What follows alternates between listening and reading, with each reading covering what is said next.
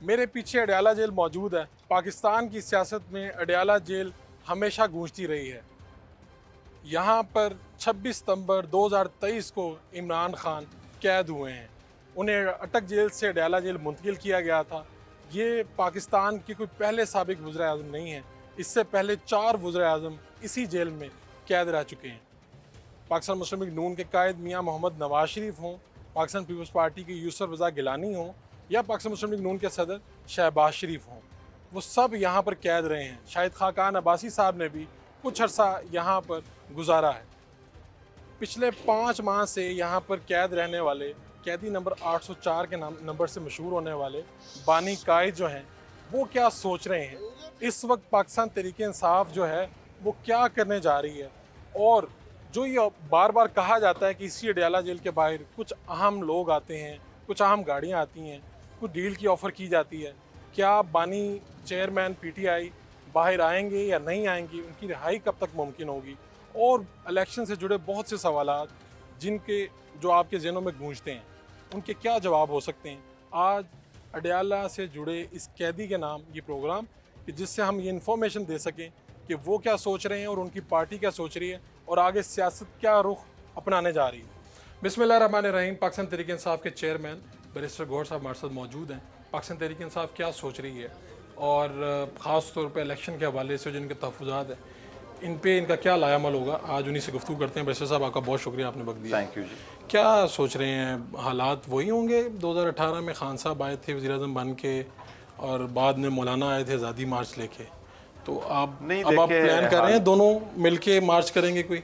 नहीं, मैं समझता हूँ कि 2018 और 2024 का कोई मैच नहीं है। उस वक्त तो खान साहब बड़ी मेजॉरिटी लेकर के आए, हुकूमत बनाए, टफ सिचुएशन थी, बट एक क्रेडिबल हुकूमत आई है जिस पे लोग ट्रस्ट कर रहे थे, पॉपुलर हुकूमत थी और खान साहब डिलीवर कर बैठे। और ख़ासकर जिस तरीके से कोविड आया उसका भी मुकाबला किया, इवन दिन पॉपुलरिटी बढ़ती गई अल्हम्दुलिल्लाह।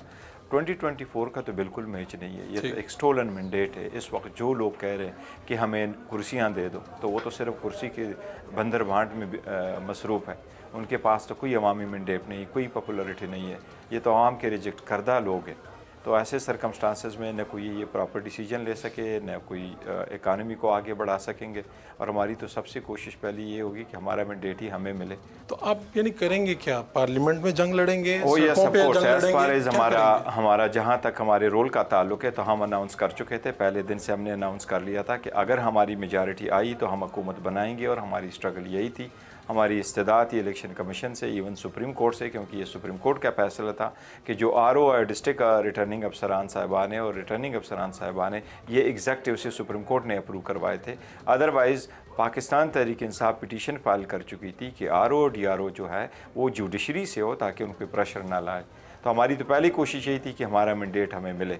और हमारी यही कोशिश थी कि अगर फॉर्म 45 के मुताबिक आप रिज़ल्ट बनाएं तो फिर हमारे पास मेजॉरिटी है। जिस तरीके से अभी हमें जो सीटें हैं, 78 सीट्स हैं हमारी इस वक्त जो इलेक्शन कमीशन ने प्रिजर्व किया है। बाकी जो रिज़र्व सीट पे हैं वो लोग तो आगे, उन्होंने ओथ भी लिया, लेकिन हमारी सीटें अभी तक इन लिम्बो है।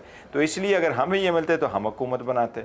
शॉर्ट ऑफ इट हम ये भी ऐलान कर चुके थे कि हम पार्लियामेंट का हिस्सा बनेंगे, हम बाइकआउट पे नहीं जाएंगे, हम इन मास रिजिग्नेशन नहीं करेंगे और अकॉर्डिंग टू द लॉ इंशाल्लाह ताला अपना रोल अपोजिशन में प्ले करेंगे। तो प्रैक्टिकल बात क्या है?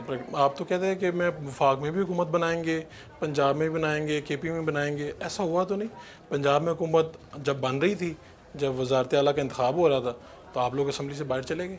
नहीं, इसी तरह वो तो नहीं, वो तो एक एहतजाज है, वो भी पार्लियामेंट का एक हिस्सा होता है। और पार्लियामेंटी पॉलिटिक्स में ऐसा ही होता है, अपोजिशन अक्सर एहतजाज करती है, बॉयकॉट करती है, वॉकआउट करती है, बॉयकॉट करते हैं, वॉकआउट करते हैं। ये प्रोसेस है। वो इसलिए कि हम समझते हैं उनके पास मैंडेट ही नहीं है।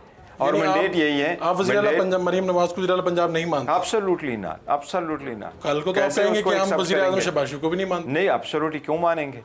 हम तो बिल्कुल हर सूरत मानेंगे, प्रोवाइडेड वो सिर्फ ये साबित करें। शहबाज शरीफ को हम चैलेंज करके कहते हैं आप अपने फॉर्म 45 ले आओ। और वो फॉर्म 45 जो सिर्फ नहीं कि पाकिस्तान तहरीक इंसाफ या हमारे सपोर्टेड जो इंडिपेंडेंट कैंडिडेट है उनको मिले, वही फॉर्म उठा लाओ जो पीपल्स पार्टी को भी मिले, जो जमात इस्लामी को भी मिले, जो तहरीक लब्बैक को भी मिले, जो दूसरे पार्टी को भी मिले। उसके मुताबिक अगर शहबाज शरीफ फॉर्म 45 जीते हुए हम मानेंगे, तो ये काम तो 2018 में वो आपको कहते हैं ये लेके आओ वो लेके आओ, तो आप क्या देते हैं उनको? अगर ऐसा आप होता? 2018 में आप उनसे ये पूछे कि क्या कही, एक ही कंस्टिट्यूएंसी आपने पॉइंट आउट किया है क्या? एक ही बड़े कंस्टिट्यूएंसी पे, एक ही बड़ी सारी पार्टियां कहती कंस्टिट्यूएंसी थी पे धांधली हुई, आज़ादी मार्च हुए यहाँ पे, आपने इस्लामाबाद में देखे नहीं? मौलाना यहाँ बैठे, मौलाना साहब, बाकी लोग यहाँ पर आए, पीपल्स पार्टी आई, नून लीग आई, सभी इधर ANP आई आपके सूबे से, वहाँ से। देखिए वो तो सिर्फ एहतजाज करते हैं। हम उनको ये कह रहे हैं कि क्या आप अपने फॉर्म 45 उस वक्त लेकर के आए कि धांधली हुई? क्या आप पिटीशनों में चले गए? क्या आप इलेक्शन कमीशन गए थे? क्या आप हाई कोर्ट गए थे?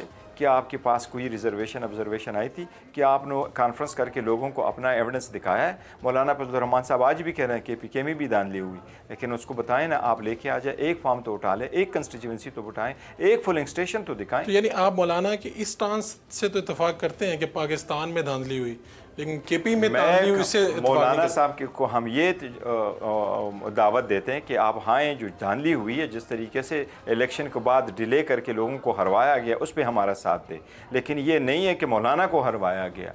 मौलाना साहब हार चुके थे। KPK में कोई भी धांधली वहाँ से जिन लोगों का मैंडेट था उनको मिला है, और खुल करके मिला है, और देखो 2/3 मेजॉरिटी तभी तो हमारे पास आई है। अदरवाइज़ कन्वेंशन हमने नहीं किए, रैलीज़ की इजाज़त नहीं थी।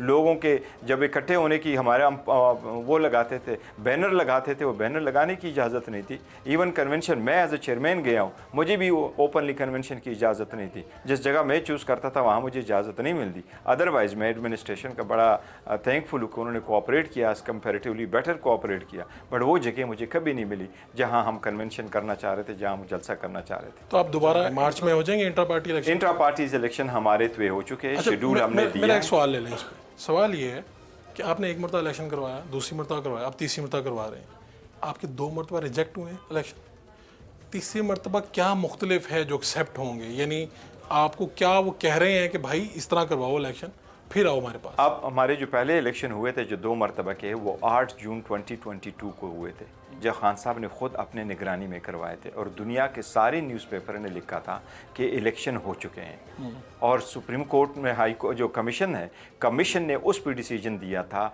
23 नवंबर 2023 को, और 13 सितंबर 2023 को कमीशन ने उस पर ऑर्डर रिज़र्व किया था। बट ऑर्डर कैसे किया था? ओपन कमीशन में इलेक्शन कमीशन ने अनाउंस किया था हमारे फेवर में, और बाद में कमीशन ने अपना ऑर्डर चेंज किया कि आपका पहला वाला इलेक्शन गलत है। फिर हमें 20 दिन का टाइम दिया, हमने फिर इलेक्शन करवाया, ओपनली करवाया, मीडिया करवाया, बट कमीशन ने कहा ये ऑर्डर ये गलत है। क्यों, क्या एतराज़ था? कमीशन का मेन एतराज़ ये था, आप लोगों ने वो डिस्प्ले नहीं किया था।